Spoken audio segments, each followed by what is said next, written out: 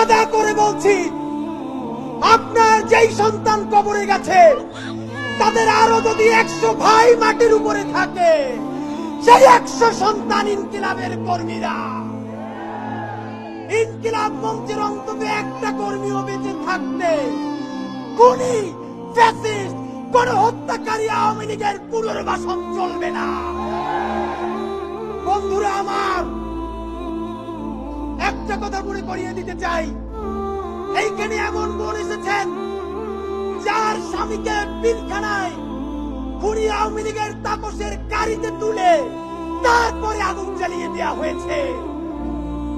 শাপলা আহারে পিলখানায় তো নাম কাওয়াজতে একটা কমিশন হয়েছে।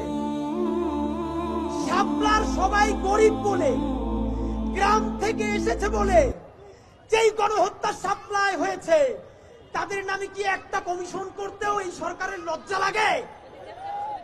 যদি লজ্জা লাগে তাহলে এই গরিব হুজুর তাদের রক্তের মধ্য দিয়ে এই সরকারে আপনার থাকতে লজ্জা লাগে না?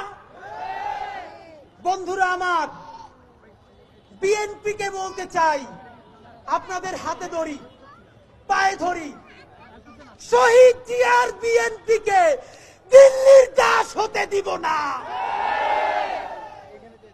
জামাতে ইসলামের ভাইদেরকে মনে করিয়ে দেই, সাইদি সাহেবের রায়ের পরে 2 শতাধিক মানুষকে 2 দিনে পাখির মতো গুলি করে হত্যা করা হয়েছে। শুধু হত্যা করা হয় নাই, পাখির মতো স্তূপ করে নারী পুরুষের লাশগুলো রাস্তার পাশে রাখা হয়েছে। গণহত্যাকারী আওয়ামী লীগ তাদেরকে যারা দেখেছে তারা হলো সেই দিল্লি, ভারত। জামাতে ইসলামী স্পষ্ট মনে রাখেন, সাইদি নিজামীদের জামাতকে ভারতের দাবিদার হতে দিব না। এনসিপির ভাইয়েরা মনে রাখো, শত শত জুলাইয়ের রক্তের মধ্য দিয়ে নেতা হইছো তোমরা। যদি এই জুলাইকে বেঁচে দিয়া দিল্লির দাসত্ব করে ক্ষমতায় আসতে চাও, হাসিনার চেয়েও ভয়ানক পরিণতি হবে। 100 মানুষ মাত্র হাত তুলবেন, একটা কাজ বলবো।